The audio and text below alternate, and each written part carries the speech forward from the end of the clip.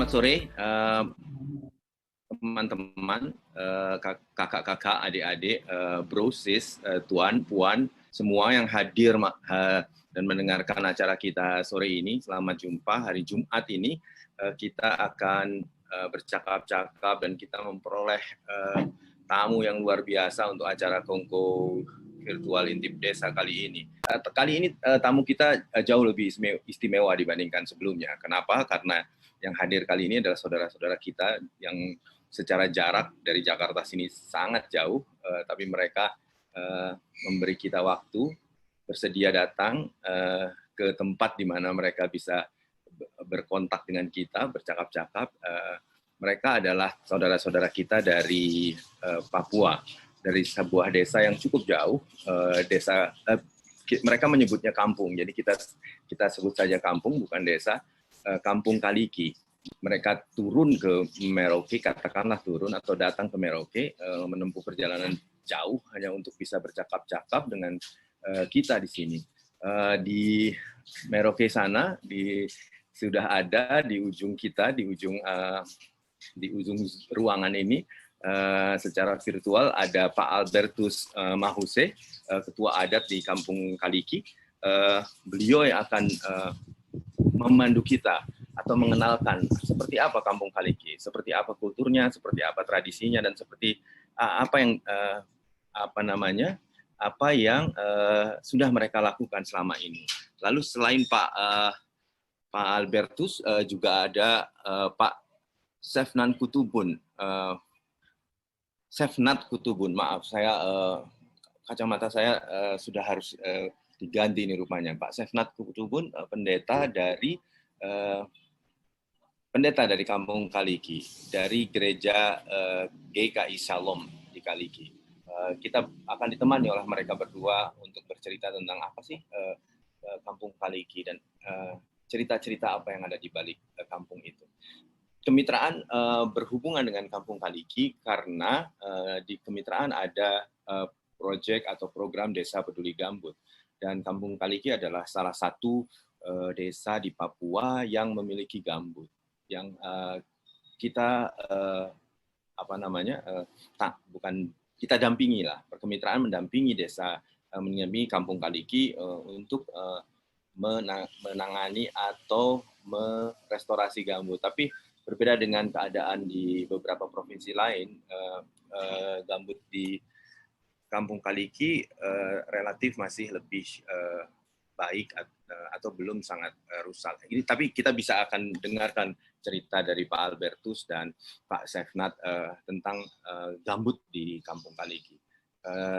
Tanpa banyak kata, saya ingin kenalkan langsung di ujung sana ada Pak Albertus Mahuse. Selamat sore Pak Albertus Mahuse. Silahkan Pak Albertus disapa teman-teman. Selamat sore Pak Albertus. Baik,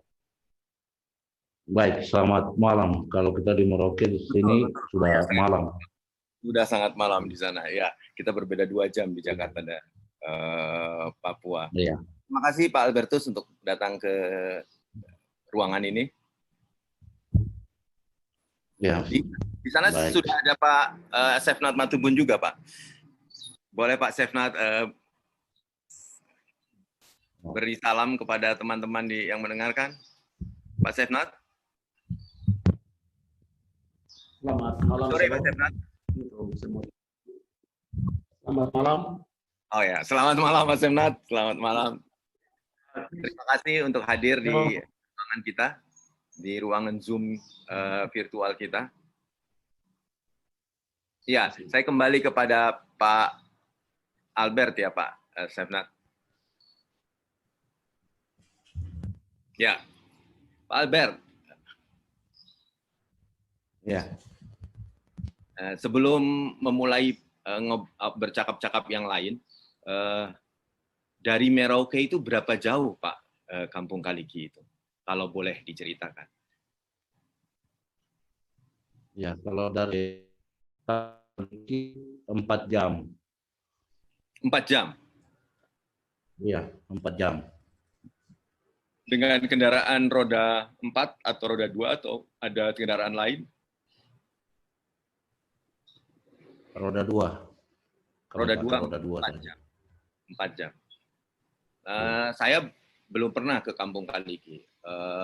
Teman-teman yang lain yang di Jakarta, yang di kota-kota yang mendengarkan acara kita juga belum pernah bahkan mungkin ke Papua pun belum pernah. Boleh digambarkan Pak Albert, Kampung Kaliki itu seperti apa sih kampungnya? Iya, Kampung Kaliki itu dia berbentuk tidak seperti di kota. Ya. Dia hanya berbaris lurus melalui jalan. Lalu bentuknya seperti huruf L. Huruf L, ya. Kampungnya. Ya. Ada berapa warga di situ, Pak, di Kampung Kaliki? Secara seluruhnya? Ya, secara menyeluruh 126 kakak. 126 kepala keluarga. Ya, kepala keluarga. Setahu saya Kampung Kaliki dipimpin oleh kepala kampung, begitu Pak? Iya, Kampung Kaliki tetap dipimpin oleh kepala kampung. Ya. Kalau boleh cerita Pak, Kaliki memiliki lahan gambut, ada lahan gambut di sana, dan menurut cerita lahan gambutnya juga tidak cuma satu jenis begitu. Boleh cerita lahan gambut di sana bagaimana sih Pak? Oh ya, baik. Di Kaliki itu ada beberapa jenis lahan gambut yang sementara kami memiliki. Ada 3 jenis. Yang pertama itu disebut dengan bahasa kami itu satu om. Om. Terus yang kedua, ya, yang keduanya poter. Poter. Nah, yang ketiga, ya, yang ketiga water. Water. Ya, om itu yang disebut kita injak di sini, semua tanah itu tergoyang. Itu om yang disebut. Tetapi kalau poter itu dia sudah keras tanahnya. Tanahnya sudah keras. Ya, tanahnya sudah keras, sudah berumput di atas. Tapi di dalam tetap lemak, tetapi berair. Berair ya. Jadi ada 3 jenis yang kami memiliki. Yang satu lagi apa Pak? Dan yang terakhir, ya, yang satu lagi itu namanya water. Nah itu ciri khasnya bagaimana? Water. Ya, itu ciri khasnya dia pada saat musim banjir, tanahnya itu dia naik. Ada serumpun kecil yang dinaikkan oleh air. Jadi itu yang disebut water. Tanahnya yang naik ya? Iya, permukaan tanahnya itu naik bersama rumput-rumputnya. Dan naik akhirnya rumput menjadi tinggi daripada dataran yang tadinya merata. Ya, jadi 3 jenis itu yang kami memiliki selama ini. Kalau kampung rumah-rumah itu terletak di atas tanah gambut atau tidak? Ya, itu tidak. Tidak itu ya? Terletaknya di tanah datar yang kuat, ya. Itu di tempat kering. Tapi di belakang daripada itu, kanan kirinya itu gambut. Itu rawa gambut semua. Nah, selama ini rawa gambut dipakai atau tidak Pak? Dimanfaatkan oleh warga atau tidak? Ya, selama ini dipakai. Dipakai dengan cara masyarakat pergi berburu di rawa gambut yang itu. Jadi pada saat musim kering, rawa gambut itu dibakar, lalu memanen hasil buruannya itu dari situ. Tapi tanahnya tidak terbakar, gambutnya tidak terbakar, hanya rumput yang terbakar. Rumputnya yang dibakar ya. Itu 3 jenis itu juga menjadi tempat berburu tiga-tiganya Pak? Iya, 3 tempat berburu. Tapi binatang di atasnya itu berbeda yang diburu atau gimana? Binatangnya berbeda Nah, boleh cerita itu, Pak? di atas itu. Ya, ada binatang yang disebut itu rusa berkaki 4, ada babi, ada kanguru yang disebut satu jenis lagi, dia ada di atas gambut itu. Jadi Ini pada saat musim keringnya rumputnya dibakar. ini kangguru ini sama nggak dengan kalau kita yang di Jakarta itu kan kenalnya kangguru Australia gitu. Kalau yang di dekat di Kampung Kaliki kanggurunya itu sama, Pak, atau berbeda jenisnya? Ada 2 jenis. Memang jenisnya sama Oke. seperti di Australia, tapi di Merauke ini ada berbeda juga, beda warnanya. Mas. Kalau disebut kanguru, ada yang dari hutan, Hmm. ada yang dari rawa gambutnya.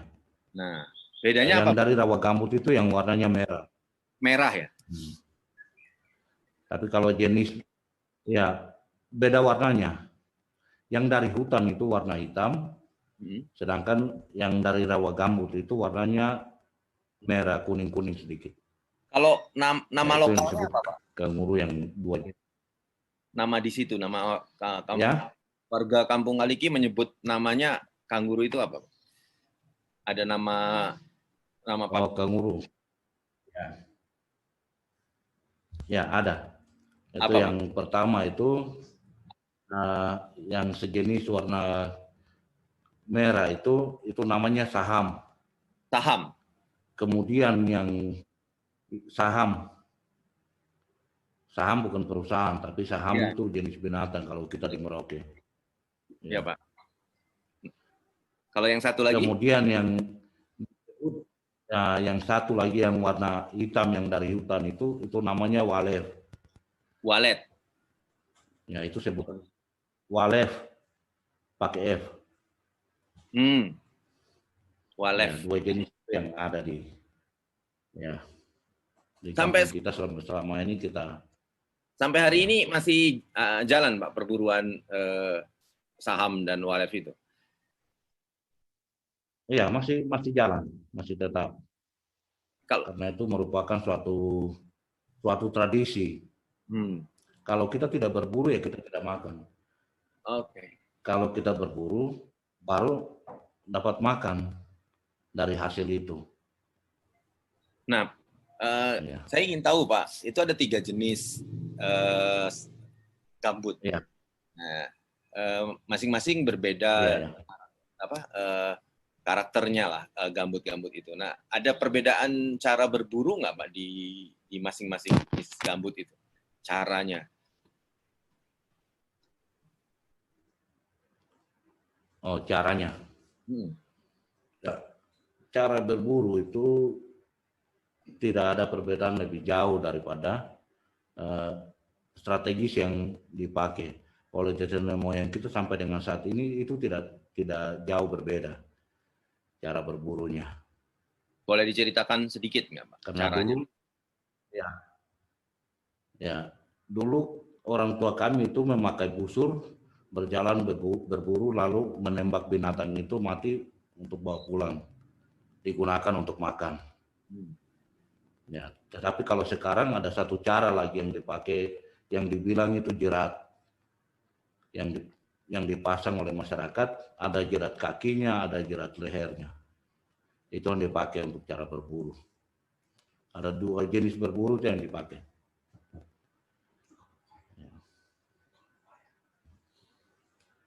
Ya. Kemudian ada satu cara lagi yang dipakai, yaitu cara membakar yang dipakai untuk berburu pada siang hari, yaitu di musim kemarau. Di musim kemarau itu masyarakat pergi membakar lahan gambut itu lalu binatang itu keluar dan ditangkap. Untuk cara-cara itu yang dipakai. Ya. Kalau pada saat berburu itu, kalau secara tradisional tentu saja tidak ada yang merusak gambut. Kalau membakar itu, apakah gambutnya terpengaruh, Pak? Nah, kalau gambut tidak terpengaruh, hanya dibakar rumputnya di atas gambut itu, tapi gambutnya tidak terbakar, tetap utuh, karena dia meresap pada airnya. Airnya itu masih basah di permukaan tanah itu, lalu rumputnya saja yang terbakar. Tapi kalau tanahnya tidak, gambutnya tidak terbakar.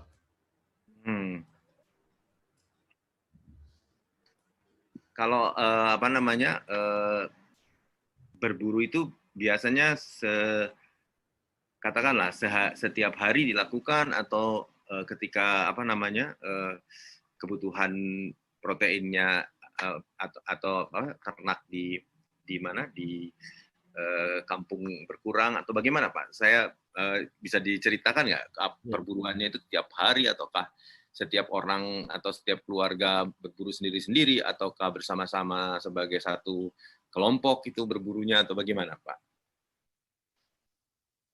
Iya, itu berburu tidak pernah putus. Berburu tetap pada setiap hari. Ada secara kelompok, secara perorangan itu tetap berburu setiap hari. Tidak bisa mengusulkan waktu. Karena itu memang sudah termasuk tradisi kita untuk kita mencari nafkah kehidupan itu. Kalau dengan tidak cara seperti itu, ya kemungkinan besar juga kita ada kekurangan lebih besar. Ya. Kalau sekarang berkenaan dengan gambut, Pak Albert, apakah gambut di Kampung Kaliki sebetulnya katakanlah masih bagus dan tidak apa namanya, tidak rusak, sehingga lalu upaya warga berkenaan dengan perlindungan gambut itu bagaimana, Pak? Ya, untuk sementara ini kami masyarakat di sana di Kaliki sementara ini tidak dapat merusak gambut yang ada. Di luar daripada itu bisa kami lakukan sesuatu hal yang bisa mendatangkan keuntungan bagi kita. Tetapi kalau gambut yang sementara ini ada tetap utuh, kami jaga dan kami pelihara. Jadi begitu, Pak. Ya, ada satu hal yang ingin saya tanyakan sebetulnya tentang apa namanya, memanfaatkan gambut. Selain ada binatang di atasnya untuk berburu, apakah ada pemanfaatan lain, Pak? Mungkin tanam sagu atau apa gitu, Pak? Oh ya, baik. Ya, kalau tanam sagu ya memang sudah wajar dan sudah layak bagi kami. Di atas gambut itu kami menanam sagu. Sagu sementara ini masih tetap berjalan. Bahkan masih ada juga yang alam yang tidak pernah orang tanam. Itu pun masih ada dan kami sendiri pun masih menanam itu, tambah penanaman sagu itu. Karena sagu itu adalah merupakan suatu perlindungan bagi gambut itu. Sagu itu adalah pemeliharaan bagi gambut itu. Kalau tidak ada penanaman sagu di situ, berarti air pun kering dan gambut itu bisa terbakar. Ya. Oleh karena itu harus ada penanaman sagu. Ya. Sagu masih menjadi makanan pokok di Kampung Kaliki, Pak? Atau sudah berubah? Ya, itu makanan tidak berubah. Masih menjadi. Sagu masih tetap karena itu makanan pokok bagi kami. Kalau sagu yang apa? Itu makanan pokok. sagu yang apa namanya yang liar, artinya tumbuh tidak ditanam itu masih cukup banyak atau tidak? Iya, itu masih banyak. Itu masih banyak.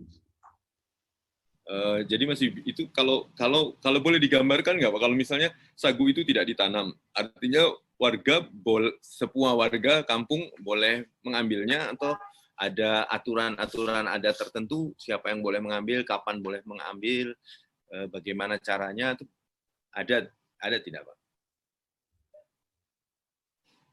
Oh ya, baik. Sagu itu semua orang boleh ambil. Ya, sagu yang sudah orang tidak pernah tanam, itu yang dinamakan sagu alam. Itu banyak orang boleh mengambil. Ya, karena itu bermanfaatan bagi kehidupan kami. Jadi siapapun itu bisa diambil. Tapi kalau orang luar kemungkinan tidak bisa. Ya, jadi untuk sementara ini kami mencoba untuk mau menanam padi, tapi sementara kami masih bekerja keras mempelajari bagaimana cara menanam padi. Tetap sesungguhnya kami akan tetap ada di dalam makanan pokok kami, yaitu sagu. Sampai dengan saat ini kami masih memanen sagunya. Bahkan yang baru tanam, kami sudah bisa panen hasilnya.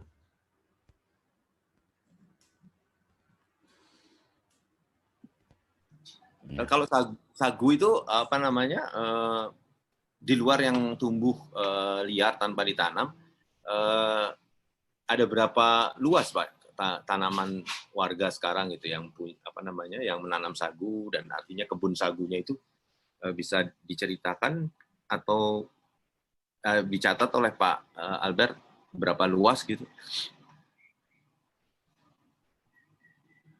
Ya, untuk perluasan sagu yang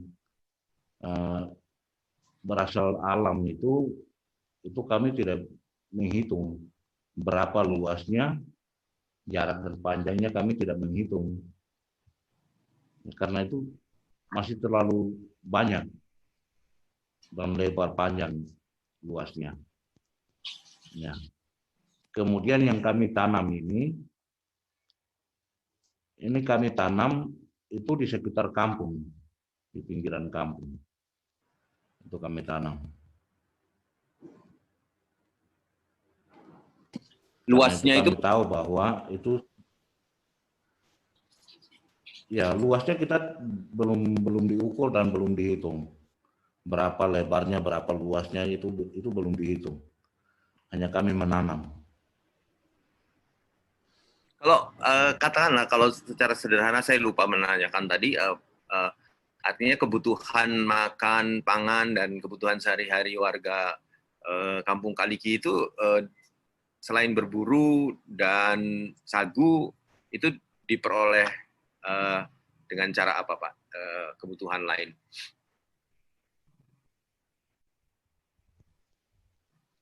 Yang kebutuhan lain ya kita sudah baru saja mempelajari menanam padi. Oh.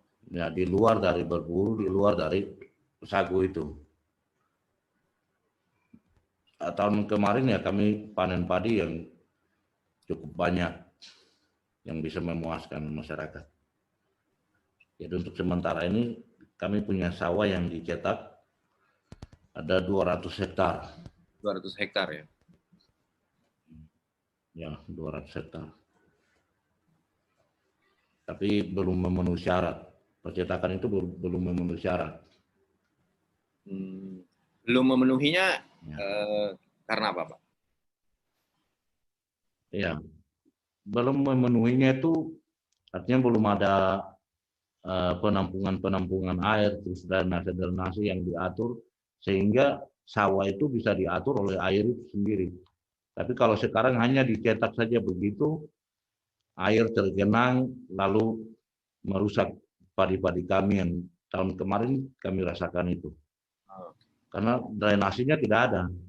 saluran-saluran airnya tidak ada, hanya dicetak saja begitu di tanah yang rata. Ya. Jadi itu pun menjadi suatu ketidakpuasan kami, sehingga sawah itu masih terlantar begitu. Dan drainase untuk pengaturan airnya itu tidak ada sama sekali. Itu menjadi suatu kekecewaan kami. Ya, itu di luar dari makanan pokok kami. Ya. Oke. Sebetulnya kalau di Pak Albert sendiri melihat keadaan kampung atau melihat keadaan warga, melihat cara hidup sehari. Kalau misalnya menurut Pak Albert itu yang harus dilakukan warga apa, dan yang seharusnya juga disediakan pemerintah itu apa, yang terbayang oleh Pak Albert sekarang? Oh ya. Nah, yang pertama itu menyangkut makanan pokok kami atau tradisi kami itu saya lihat perkembangan sekarang ini harus ada dorongan lagi lebih kuat dari pemerintah kepada kami, sehingga hasil budaya kami itu penanaman sagu itu dapat ditingkatkan. Nah, itu menyangkut penanaman sagu. Apa saja yang bisa dilakukan pemerintah sebetulnya, Pak? Oh ya, ya. Percetakan dan perlindungan penanaman sagu itu harus dilakukan oleh pemerintah. Karena pada saat kita sekarang ini, kita menanam, tetapi masih belum mampu untuk kita harus membersihkan semuanya.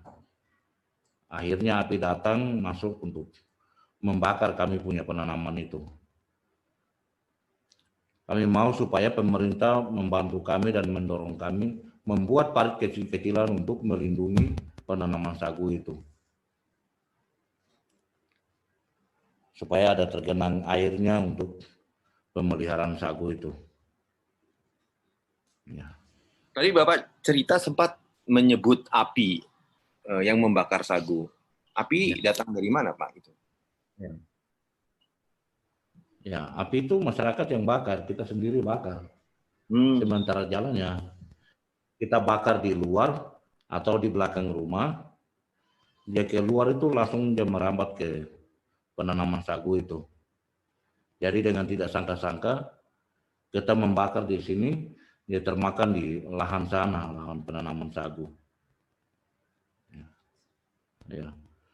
Oleh sebab itu yang sekarang kami harapkan supaya ada parit kecil-kecilan untuk melindungi penanaman sagu itu, supaya ada dorongan begitu. Oke. Ya Pak, sebetulnya cerita sagu menarik ya Pak. Tapi mungkin kita nanti bisa gali lagi lebih jauh. Saya boleh pindah ke Pak Sefnat dulu Pak, untuk ngobrol juga dengan Pak Sefnat. Oh ya, baik. Ya, baik. Selamat ngopi dulu Pak Albert. Halo Pak Sefnat. Halo Pak Pendeta.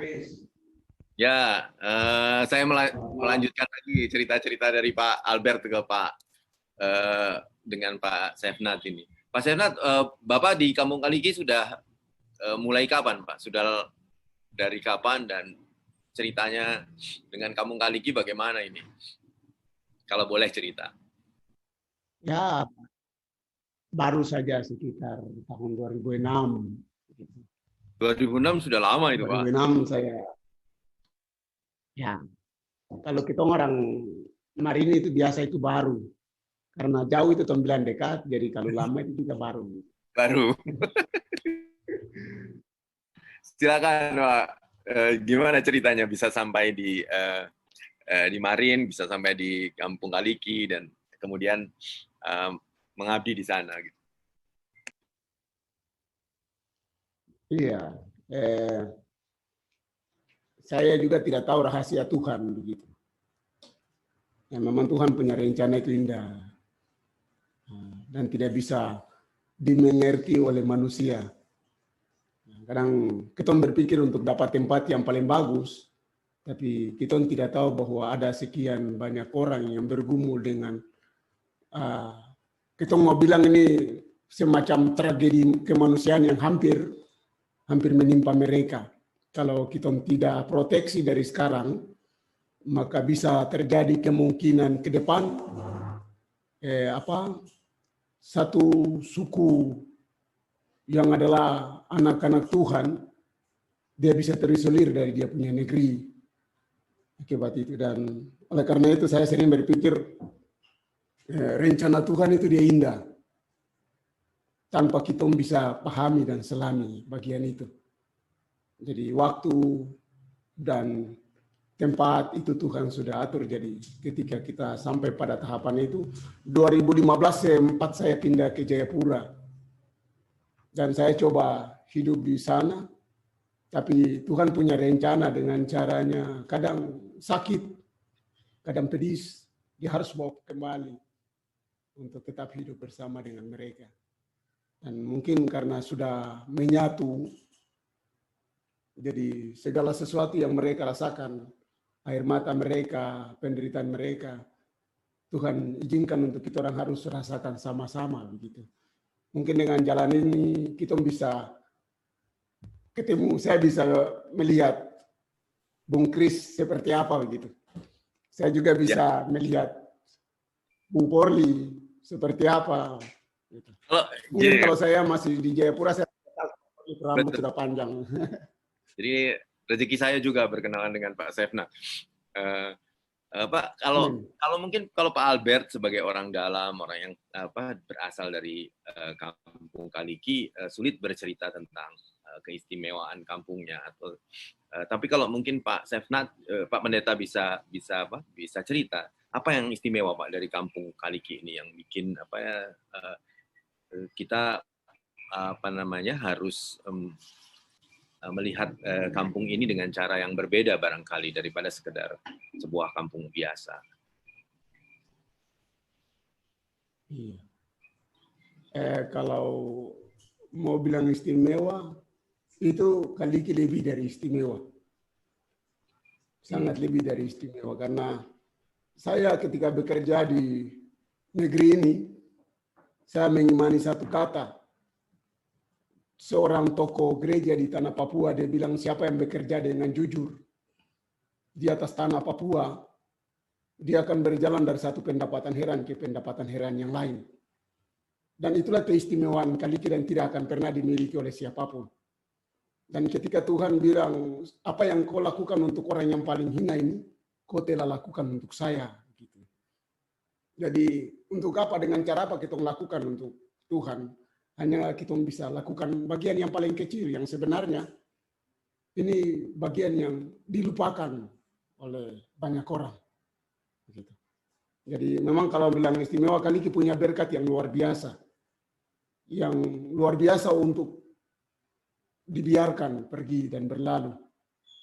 Nah, dari tahun 2010, 2011, 2012, kampung ini dia bergumul dengan bagaimana cara mengembalikan hak-hak tanah yang hampir saja dirampas sebenarnya. Kalau saya mau bilang itu dibeli dengan cara tidak bagus. Dan betapa sulitnya ketika andai bagian itu terjadi dan sampai sekarang itu sudah terjadi. Saya tidak tahu saya saudara-saudara ini mereka mau tinggal di mana. Saya katakan saya saudara karena ketika saya 1 bulan di atas, langsung saya kakak-kakak ini dan datang jemput saya di rumah dan mereka buat acara adat, langsung pelantikan anak adat. Dengan demikian saya merasa bagian dari mereka dan mereka merasa bahwa saya bagian. Mereka merasa saya bagian dari mereka juga. Begitu, Mas Kris.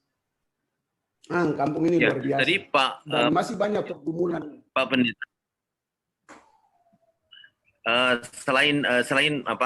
Selain berkat manusia-manusianya, yang luar biasa baik, dan tentu saja kulturnya juga, adatnya juga luar biasa unik. Apa ada yang bisa diceritakan lagi Pak Pendeta, kenapa mungkin kita harus memberi perhatian yang lebih kepada Kampung Kaliki ini? Ya, terima kasih Mas Kris. Bagian yang mungkin harus mendapat perhatian penting untuk mereka yang merasa bahwa memiliki rasa sosial, rasa kemanusiaan, bahwa kampung-kampung di daerah Marin dan di tanah Papua banyak kampung yang harus dilindungi. Karena ini menyangkut berkaitan dengan ciptaan Tuhan yang harus dijaga. Ciptaan Tuhan diantaranya alam. Lalu kemudian budaya. Tetapi juga di dalamnya ada manusia yang hidup di atas tanah. Dan kalau seandainya ke depan proses ini kita abaikan, maka kita melakukan kesalahan besar untuk ciptaan Tuhan. Jadi pada bagian inilah yang membuat saya lebih tertarik. Ini tantangan untuk kita orang semua. Saya, Bung Kris, dan teman-teman dari kemitraan, dan juga teman-teman di tempat lain. Karena Kaliki ini yang pertama dari alamnya dia punya gambut. Gambut ini kalau tidak dijaga ke depan dengan tata kelola yang baik, gambut ini pertama dia akan kering. Dan kalau dia kering, dia akan menjadi tragedi alam yang luar biasa. Di mana barang ini dia bisa saja terbakar. Memang tadi Sapu Kakak bilang dia terbakar di bagian atas karena memang di bawah itu masih ada air, Bung Kris.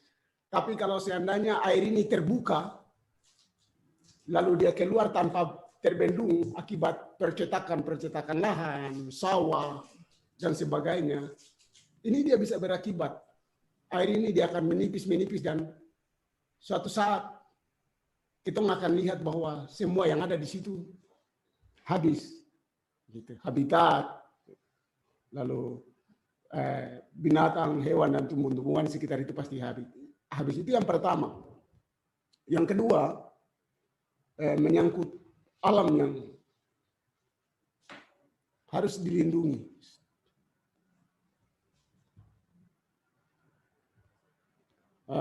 Ya, silakan terus Pak. Ya. Ada. Ya. Beberapa waktu lalu, tahun 2010 sampai 2012 dan seterusnya, betapa banyak investor yang masuk di kampung ini. Dan mereka berjuang bagaimana caranya mereka bisa dapat tempat di Kaliki untuk investasi. Ya, siapa yang bilang dia tidak mau perubahan? Pasti semua orang ingin perubahan. Tapi saya mau sarankan perubahan yang seperti apa?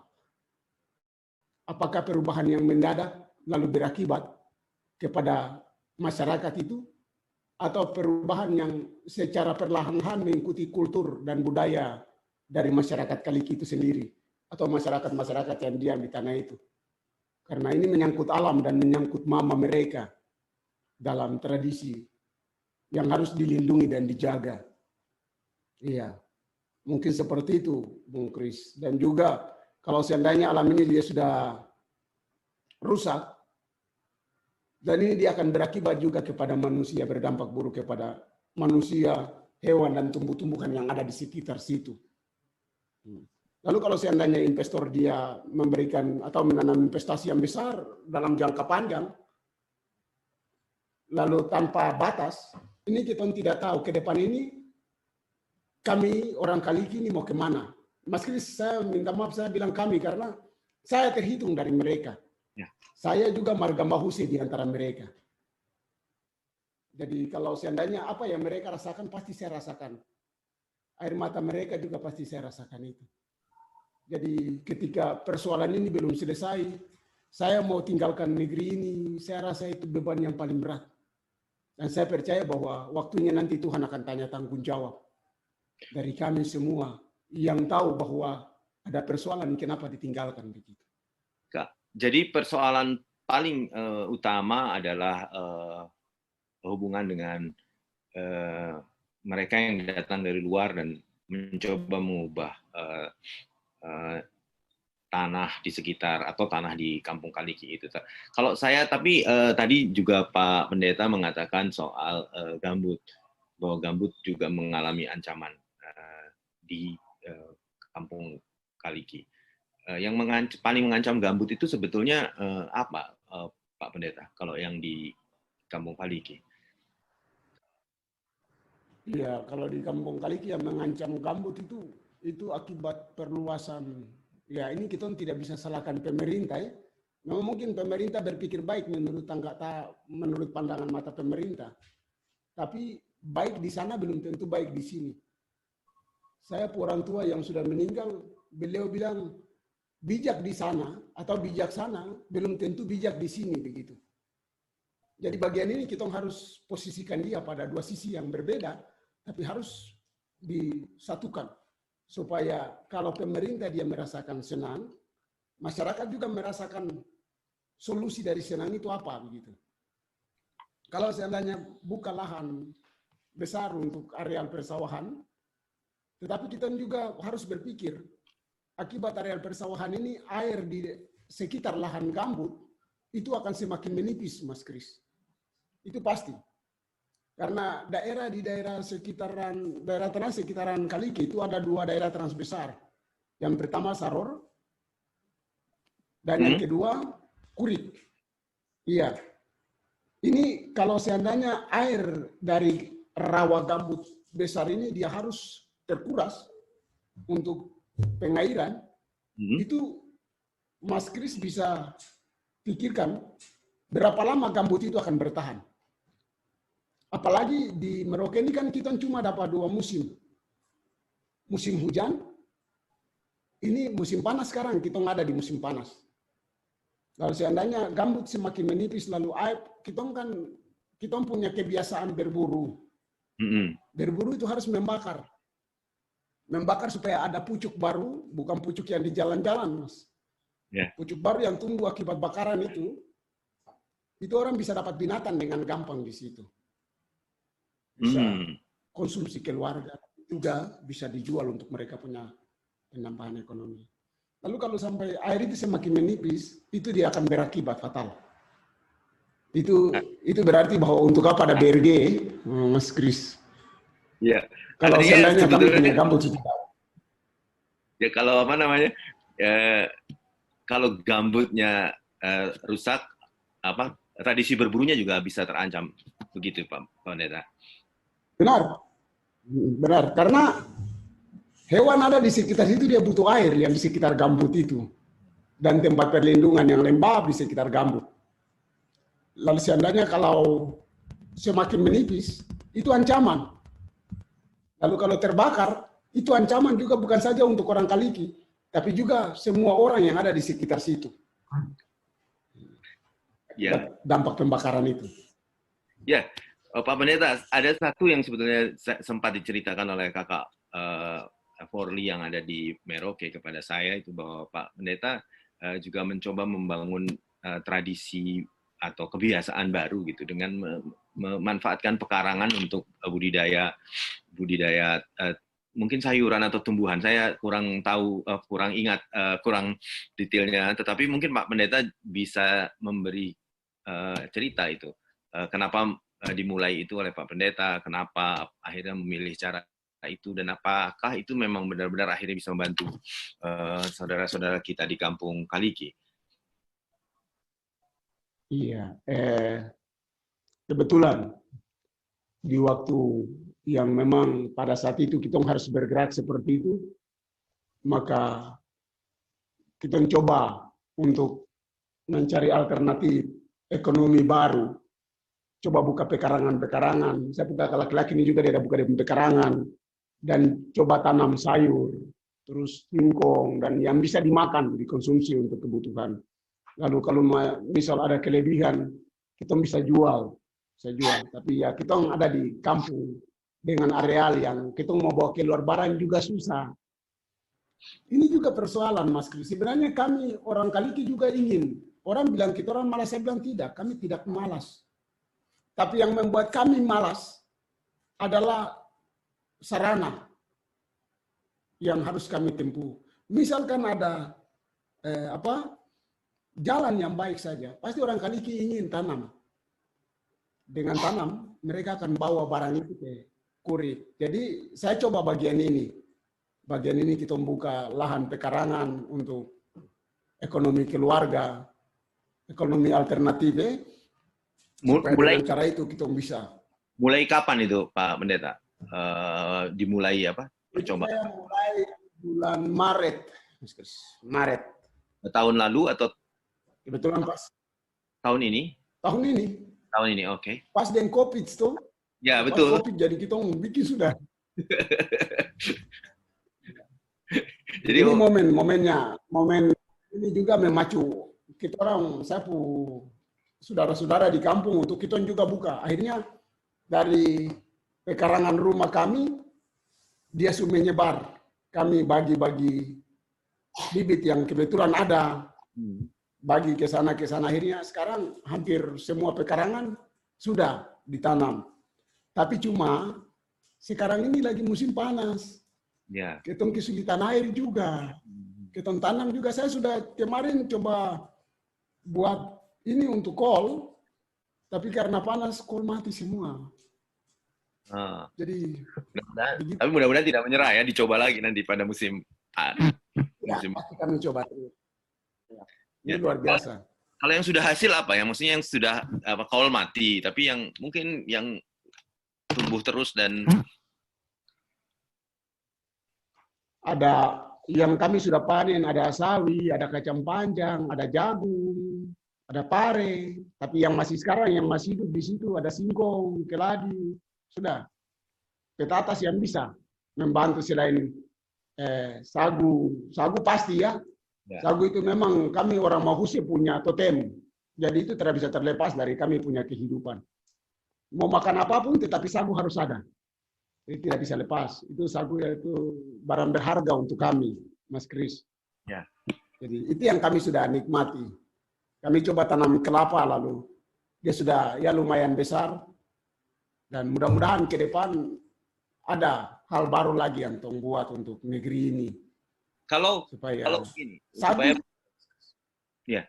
supaya saya dapat gambaran dan mungkin teman-teman yang mendengarkan juga dapat gambaran. Kalau ya berandai-andai gitu tanaman pekarangan ini akhirnya maju, tumbuh makin baik gitu, ada hasilnya yang berlebih daripada dipakai oleh warga sendiri, artinya bisa dijual gitu. Itu memang membayangkan menjualnya itu jauh sekali ya, Pak Pendeta. Harus dijual kemana, berapa lama, dan menggambarkan sulitnya memang tidak ada jalan, tidak ada kendaraan begitu. Yang pertama kami pasti jual ke kampung, tapi itu tidak seberapa konsumsi masyarakat Mas Kris. Tapi yang kedua, kami harus berpikir untuk harus punya lapak sendiri ke Kurit, dan memang ini lumayan. Kurin itu, maaf Pak Pendeta, Kurin itu kota kecamatan atau kota kabupaten? Benar, kota kecamatan. Iya, artinya itu kota kecamatan yang kurang. Ada pasar di situ ya, sebetulnya ya. Tapi ya ada pasar untuk di situ, benar sekali. Untuk ke sana saja sulit, Pak. Benar. Apalagi kalau musim hujan. Kalau musim hujan itu keuntungan kita, sayur bagus karena ketersediaan air. Tapi persoalannya jalan rusak. Musim panas jalan bagus, tapi air kurang begitu. Ya, mudah-mudahan solusi tengah-tengah lah. Ya, mudah-mudahan suatu hari nanti ada sesuatu yang bisa diakali gitu untuk menjembatani itu. Ya sulit juga kalau jalan bagus tapi air tak ada, tapi kalau ketika hasil pekarangan baik, jalan yang hancur. Ya, mudah-mudahan ya Pak Pendeta segera. Ya, ini menarik sebetulnya. Banyak sekali yang ingin saya tahu gitu. Karena saya sama sekali asing, belum pernah ke MAPI, belum pernah ke Kampung Kaliki, apalagi gitu. Tapi membayangkan teman-teman yang di sana, saudara-saudara yang ada di sana, tentu saja ya hidupnya seperti juga di desa-desa lain di seluruh Indonesia, penuh dengan perjuangan untuk mencari kehidupan yang lebih baik, kesejahteraan yang lebih, dan juga mungkin juga menguatkan kebudayaan yang dimiliki oleh teman-teman di Kampung Kaliki. Kalau misalnya Pak Pendeta gitu, boleh berharap, boleh membayangkan ada perubahan, yang paling diharap perubahan di Kampung Kaliki, baik dari warga juga, baik dari mungkin mereka yang berhubungan dengan warga, atau juga pemerintah, atau siapapun, apa ya Pak Pendeta yang menjadi harapan Bapak? Yang paling kami harapkan yang pertama, jalan. Itu vital sekali untuk kami. Jalan, lalu hal yang kemudian untuk pengembangan ke depan, seperti tadi kakak saya sudah bilang tentang sawah, dan kita masih timbang-timbang. Sawah di musim hujan aja Pak. Tapi ketika musim panas itu kami kekeringan dan kami kasih tinggal sawah. Jadi mungkin ada perubahan pada bagian itu, drainase, saluran irigasi, dan juga jalan tani, jembatan tani, itu penting sekali. Karena apapun kita dan siapapun kita, pasti ke depan orang ingin perubahan. Itu pasti.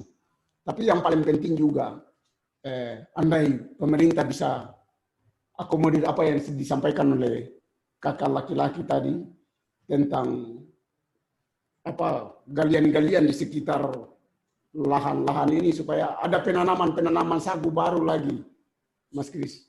Yeah. Karena sagu ini dia penting untuk menjaga ketahanan air, biar air tidak kering. Oleh karena itu sekarang masyarakat lebih mendekatkan sagu ke arah kampung. Mereka lebih ingin supaya sagu-sagu itu ada di sekitar kampung. Karena sagu ini pangan lokal yang harus kami sediakan untuk generasi ke depan. Kami tidak terlalu berharap banyak kepada hal-hal yang seperti yang baru ada, macam sawah. Sawah ini bukan tradisi kami, Mas Kris. Tradisi kami adalah tradisi sagu. Tradisi kami adalah tradisi orang Jawa belum tentu bisa pangkur sagu. Itu butuh proses. Kami orang Marin juga belum tentu bisa bikin sawah. Dan ini butuh proses. Dan proses yang terjadi ini kami butuh bagaimana campur tangan pemerintah. Atau saya berterima kasih untuk Mas Kris dan teman-teman, siapa dari laki-laki Polri, untuk bisa mendampingi kita selama ini. Dan banyak hal yang mereka telah lakukan. Teman-teman telah lakukan bagi kampung kami. Dan kami bangga bisa hari ini kita bisa ketemu. Lalu itu bagian lain. Lalu kemudian fasilitas untuk pendampingan ekonomi yang seperti yang sudah dilakukan. Tapi juga pendidikan itu penting sekali. Kadang kami ingin untuk anak-anak kami bisa. Tapi kadang kebutuhan lain itu dia menjadi penghalang untuk anak-anak kami untuk maju ke depan, tidak mampu bersaing dengan yang baru datang. Akhirnya bagian-bagian ini dia lahirkan kecemburuan. Bagian yang membuat kecemburuan ini juga saya ingin tidak ada, karena persoalannya misal drainase air itu dari Kaliki sebenarnya. Tapi kenapa bagian lain itu di target air ada di tempat lain, sedangkan Kaliki yang punya air itu sama sekali tidak diperhatikan untuk mereka punya sawah. Ini sedih, Mas. Siapapun pasti cemburu. Kami cemburu. Dan kadang kami marah. Karena air ini kan keluar dari Kaliki. Kenapa dia lewat Kaliki punya sawah tanpa drainase masuk ke Kaliki punya sawah? Kenapa dia harus lalui orang lain punya sawah dan mereka panen luar biasa? Kami cuma nonton air kami pergi. Dan air kami tidak pernah kembali. Pasti kami cemburu. Bagian-bagian ini yang melahirkan rasa cemburu. Ada bagian-bagian lain. Misal jalan. Kami ini sudah bertahun-tahun di tanah kami begitu. Kenapa orang yang baru datang saja jalan tembus sampai lorong-lorong aspal, Mas? Kami yang tempat kami tuan tanah. Kami hormat saja, Mas. Akhirnya kadang rasa itu yang bikin kami. Mas, kalau seandainya Mas Kris yang hidup seperti kami di Kaliki, pasti Mas Kris rasakan itu. Walaupun kami bukan orang asli Kaliki begitu. Pasti rasakan. Dan saya memang betul rasakan itu apa yang mereka gumuli. Oleh karena itu, bagian-bagian ini jadi bahan pertimbangan teman-teman. Mungkin bagian ini juga bisa disampaikan kepada yang lain. Lalu hal yang paling penting juga menyangkut hutan dan alam kami.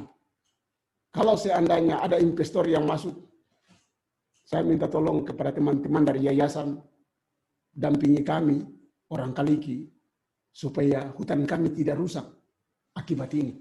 Karena yang kami pikir, Kaliki harus hidup di atas tanah mereka 1000 tahun lagi. Jangan sampai karena investor masuk, mereka terusir dari tanah mereka. Dan ini hal menyedihkan.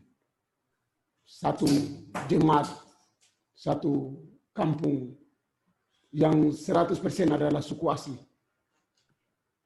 dia tergeser. Ini bagian-bagian yang saya minta teman-teman, mari kita sama-sama. Kita tidak tahu apa ada di bawah alam Kaliki, kita tidak tahu.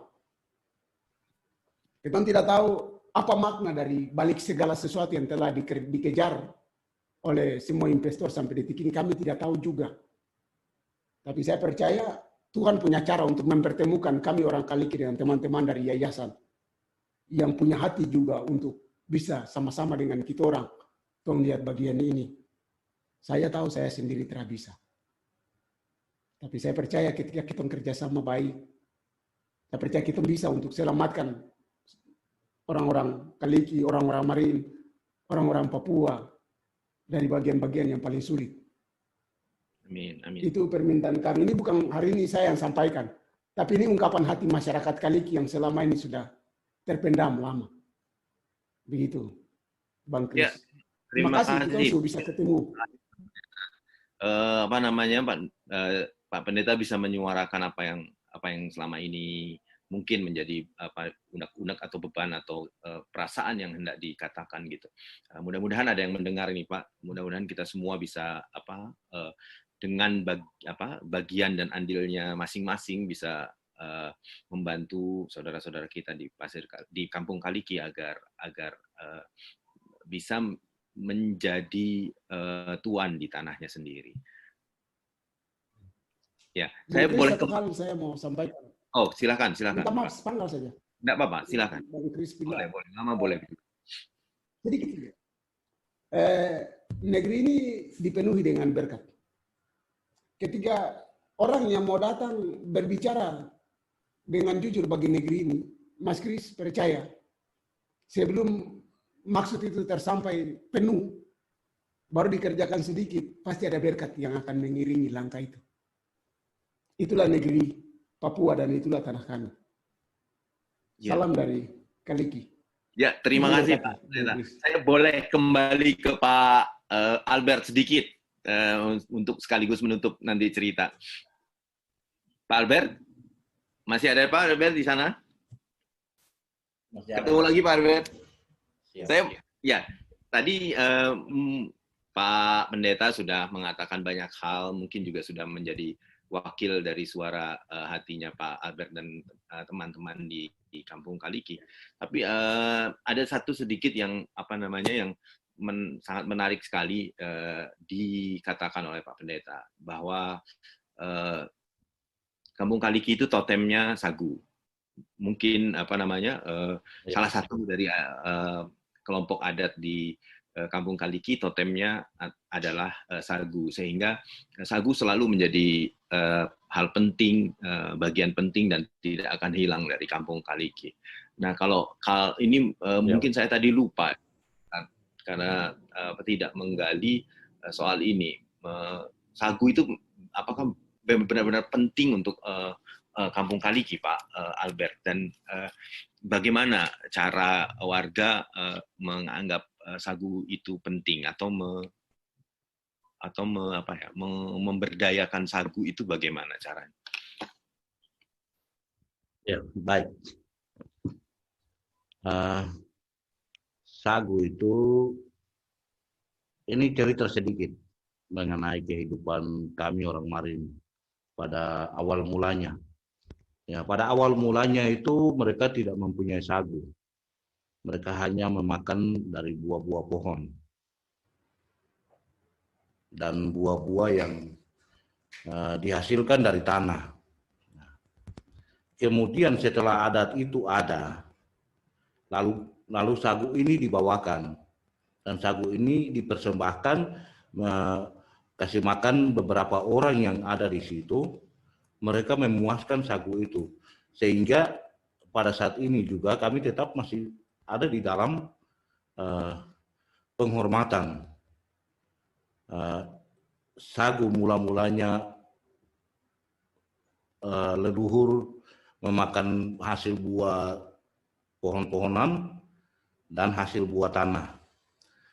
Begitu sagu itu dibawakan oleh adat, maka sagu ini dihargai dan dihormati. Itu secara khusus di dalam adat istiadat kita dan budaya kita. Maka sagu itu terus-menerus dilanjutkan dan tidak akan terlepas yang kami lakukan pada saat ini. Karena sagu itulah merupakan suatu cerita awal untuk kehidupan orang Marin, yaitu menjadi totem untuk marga Mahuse. Maka saya sendiri adalah tuan totem yang itu, sagunya itu. Maka kami tidak akan melepaskan itu.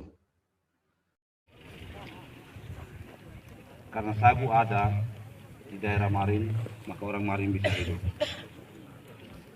Kalau sagu tidak ada, berarti kami orang Marin tidak hidup. Untuk itu harus ada pengembangan. Jadi terima kasih bagi perusahaan atau restorasi gambut yang telah membantu kami. Kami sangat berterima kasih masyarakat Kalichi, masyarakat Marin khususnya. Bukan hanya kami orang Kalichi saja yang berterima kasih, tetapi saudara-saudara kami yang termasuk orang Marin dari Kondo sampai Digu sangat berterima kasih untuk kami melakukan penanganan. Mungkin demikian penyampaian dari kami mewakili seluruh masyarakat Kampung Kalichi, baik tua, baik muda, dan anak-anak. Terima kasih dan selamat siang. Apapun yang kami mau lakukan, boleh kami bisa menambah makanan-makanan lain, tetapi sagu tidak akan terlepas seperti tadi Pak Pendeta sampaikan itu. Tidak akan terlepas untuk selamanya. Kemungkinan besar kemarin itu kami mengikuti perkembangan yang ada, akhirnya kami sedikit ada kurang perhatian kepada sagu itu. Tetapi sekarang kami sudah kembali. Kami sudah kembali lagi untuk menerapkan dan meningkatkan prestasi penanaman sagu itu. Karena itu budaya kita. Ya. Dan tidak akan terlepas dan tidak akan hilang untuk. Ya. Ya, artinya maka sagu itu adalah terutama untuk marga Mahuse, marganya Pak Albert ini, sagu kembali lagi menjadi sesuatu yang bertekad akan dikembangkan gitu. Kalau secara praktikal ini Pak, kalau di Kampung Kalichi sekarang itu sagu masih sagu dari pohon-pohon yang dulu ditanam oleh nenek moyang, atau sudah ada pengembangan sagu lain atau cara tanam yang berbeda begitu? Kalau boleh cerita Pak. Kalau penanaman sagu itu tidak pernah berbeda. Tidak pernah berbeda dari kalau sagu alam itu kami sendiri pun belum tahu, itu dia tumbuh sendiri. Itu yang dikatakan sagu alam, dia tumbuh sendiri. Kemudian kami mengambil bibit dari situ, lalu sekarang kami melakukan pertumbuhan yang baru, penanaman yang baru. Sehingga ada perkembangan budidaya sagunya itu harus dikembangkan. Karena itu menjadi suatu totem bagi marga Mahuse dan bagi semua orang Marin yang ada di Merauke ini pada umumnya. Ya. Kemudian sagu ini pun kami sudah mencoba untuk menanam dalam 10 hektar. Kemarin kami mencoba menanam. Tetapi banyak yang sudah mati karena kekeringan air.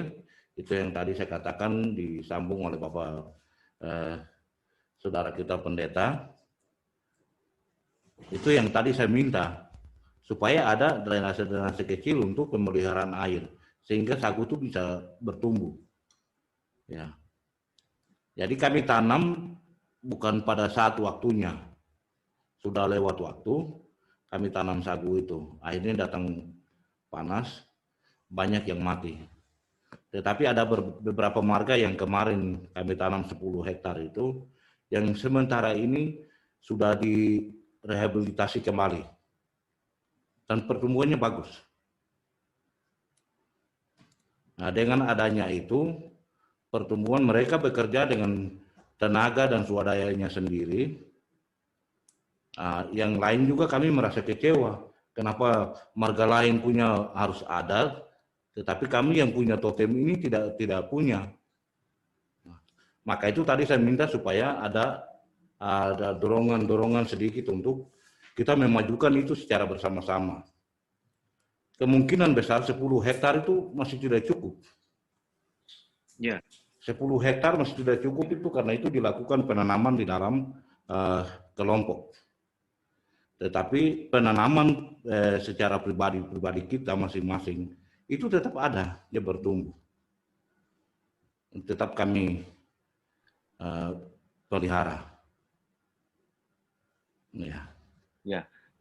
Berarti sekarang ada tekad baru lagi Pak Albert ya untuk menanam sagu lebih banyak daripada yang sekarang sudah dilakukan. Iya, itu tekad itu kita harus melanjutkan. Karena itu totem yang harus kita mengembangkan. Dan itu budaya kita memang tidak bisa kita abaikan itu. Kalau kalau buat tentu saja dengan latar belakang budaya atau kepercayaan bahwa orang Mahuse itu totemnya adalah sagu, itu tentu ada apa? Iya. Kebiasaan atau ciri khas unik atau mungkin apa ya, anjuran atau larangan gitu Pak berkenaan dengan sagu ini untuk orang-orang Mahuse atau Kampung Kaliki. Kalau boleh cerita, Pak. Iya. Sebenarnya itu kewajiban kita. Dan memang ada aturan yang harus kami pakai. Ya, di dalam pemeliharaan sagu itu sendiri, kalau sampai terbakar itu pun menjadi suatu kendala. Kalau sampai terbakar dan dibakar oleh marga lain, berarti kami marga Mahuse tetap kecewa. Yang punya totem ini kecewa dan melakukan sesuatu hal yang tidak bagus bagi marga lain. Nah, oleh karena itu kami tetap menjaga supaya ada pemeliharaan sagu itu dengan baik, terus dapat dilakukan, dikemas dengan baik, sehingga menjadi hasil yang baik untuk kita. Masyarakat Kampung Kaliki, marga Mahuse tentu saja sudah memiliki pengetahuan tentang sagu yang lebih daripada mungkin orang lain gitu karena apa? Ya. Belakangnya itu kalau saya dengar ada istilah misalnya ada beberapa jenis sagu sebutannya berbeda, ada sagu licin atau apa gitu, itu boleh diajarin nggak Pak saya diajari sagu itu sebetulnya? Kalau kami di daerah Marin itu tidak ada yang disebut sagu duri. Kalau di daerah utara itu ada. Sagu apa? Ya, di daerah utara. Daerah utara di Jayapura, Sentani dan lain-lain itu ada sagu durinya. Tetapi kalau kita di Merauke ini sagu licin. Tidak ada durinya. Jadi ada beberapa jenis sagu yang kita manfaatkan sekarang ini. Ada yang daun panjang yang disebut itu aritil. Itu yang daun panjang. Panjang agak halus. Nah, itu daun panjang. Kemudian ada yang lebar, jenisnya pendek sedikit. itu disebut mbov. Mbov ya. Mbov. Ya, mbov. Terus ada juga yang disebut daun hampir sama mirip dengan daun kecil tapi panjang. Itu ada juga yang disebut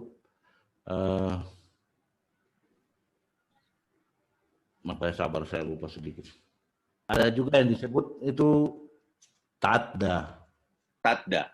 Tadda. Ya. Tadda ya. Ya. Tadda. Itu sagu jenisnya pendek, lalu dia keluarkan bunga. Itu jenisnya pendek. Tapi isinya lemas-lemas.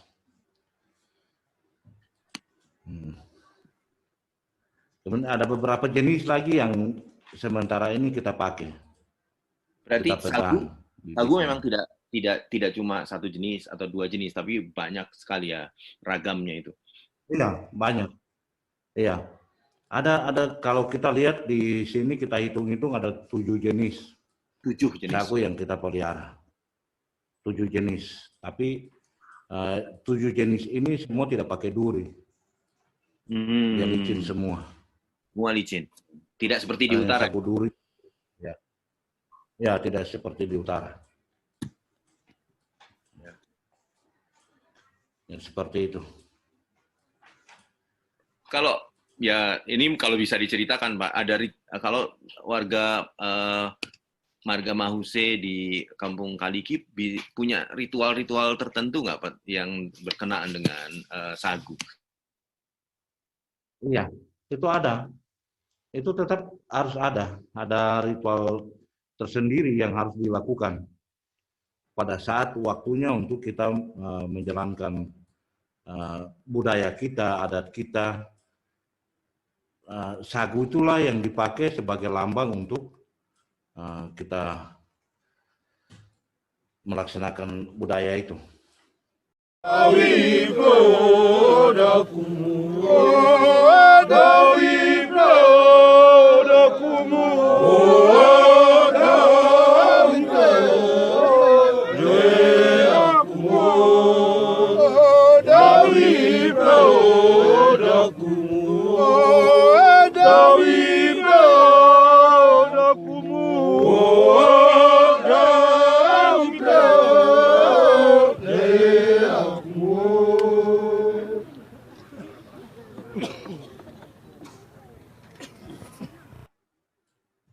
Ya, jadi beberapa macam marga ini yang ada di dalam Marin ini ada 7 marga, masing-masing itu dia memakai totemnya masing-masing. Misalkan saya sebagai Marga Mahuse, totemnya sagu. Nah, saya tetap melestarikan budaya itu. Ada dia punya gerakan-gerakan yang harus dipakai. Itu masing-masing marga itu tetap dipakai. Berbeda-beda ya? Ya, sesuai dengan beda-beda, sesuai dengan totem yang ada. Sesuai dengan 7 marga. Berarti kalau Marga Mahuse, marganya Pak Albert ini memang dari semua tradisi juga terkait dengan sagu ya Pak? Iya ya.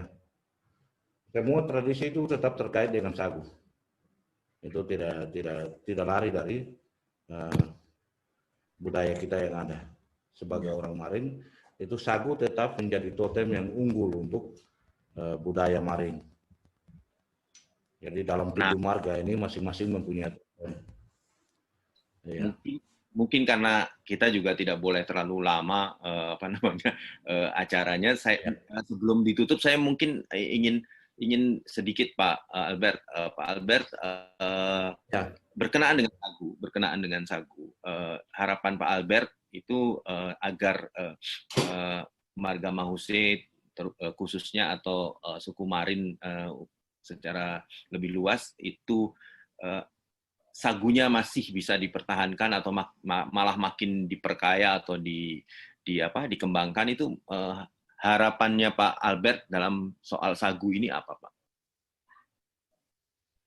Ya, harapan saya tetap kita mengembangkan budidaya sagu itu. Kita harus mengembangkan dan mempertahankan itu.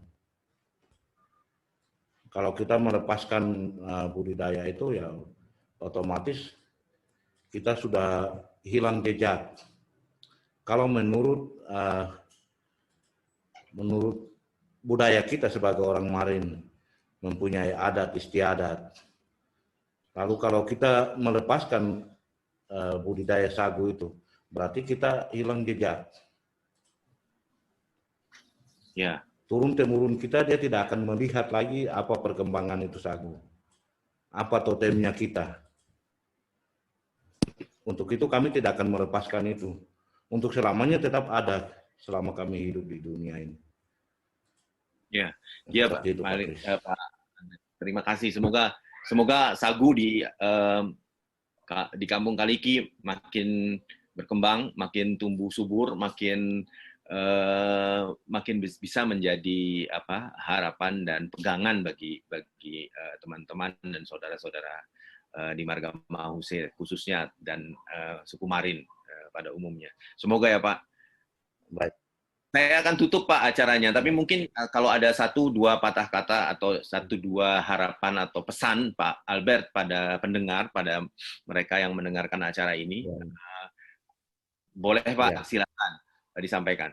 Ya, kemungkinan hanya itulah harapan-harapan saya untuk bisa ada dorongan baik dari pemerintah, baik dari swasta, untuk kita mengembangkan budidaya-budidaya yang seperti tadi kita bicarakan, diwawancarakan oleh saya sendiri dan sama saudara saya, Pak Syedmat. Itu harapan kami supaya ada dorongan-dorongan yang harus dibuat sehingga kami bisa mengembangkan itu untuk selamanya, selama kita hidup. Sambil kita menjaga dan melestarikan gambut yang ada. Kalau sagu itu hilang, berarti gambut juga akan berkering. Dia akan menipis dan bisa habis. Kalau sagu tidak ada. Sagu itulah merupakan suatu tanaman yang bisa menahan gambut kita. Mungkin itu yang saya bisa tambahkan sedikit. Ya, sagu dan gambut hampir tidak bisa dipisahkan. Seperti tidak bisa dipisahkan. Ya, itu tidak bisa dipisahkan. Ya. Baik. Oke Pak Albert, terima kasih banyak. Sebetulnya masih ingin ngobrol lebih panjang lagi, tapi tentu saja ada batas yang harus kita patuhi gitu, sehingga saya harus pamit dari Pak Albert. Terima kasih banyak. Saya malah ingin terus ngobrol jadinya karena banyak sekali hal yang. Ya Pak Albert, terima kasih. Sampaikan salam juga kepada Pak Pendeta, Pak. Kebetulan ada duduk di samping saya. Ya ada. Boleh, kalau boleh duduk, saya juga mau pamit dengan Pak Pendeta. Oke. Pak Pendeta. Oh ya, baik. Di situ boleh, bagus ini. Ya Pak Albert, Pak Setan, terima kasih banyak. Saya pamit atas nama teman-teman semua yang mendengarkan. Terima kasih ceritanya, walaupun sangat singkat. Tapi setidaknya bisa menggambarkan apa yang terjadi, berlangsung, dan menjadi suara sehari-hari dari saudara-saudara saya, saudara-saudara kami di Kampung Kaliki. Semoga acara ini ada manfaatnya, semoga pesan-pesan Pak Albert dan Pak Pendeta bisa bergema gitu, menjadi didengarkan oleh lebih banyak orang dan membawa kebaikan buat kita semua. Semoga. Saya pamit Pak dari Jakarta. Buat semuanya teman-teman yang mendengarkan acara ini, saya kira saya tidak usah terlalu banyak menyimpulkan. Pak Albert dan Pak Pendeta sudah memberikan begitu banyak cerita, walaupun mungkin masih sangat sedikit atau hanya cuplikan dari apa yang sebetulnya berlangsung sehari-hari di Kampung Kaliki, tapi mudah-mudahan semuanya adik, kakak, bro, sis, puan, tuan, semua yang ada di kota atau tidak ada di Papua bisa mendengarkan suara dari Kampung Kaliki, suara dari Pak Albert, suara dari Pak Pendeta yang mewakili semua warga Kampung Kaliki. Terima kasih Pak Albert, terima kasih Pendeta, terima kasih juga semua teman-teman yang sudah mendengarkan. Sampai jumpa di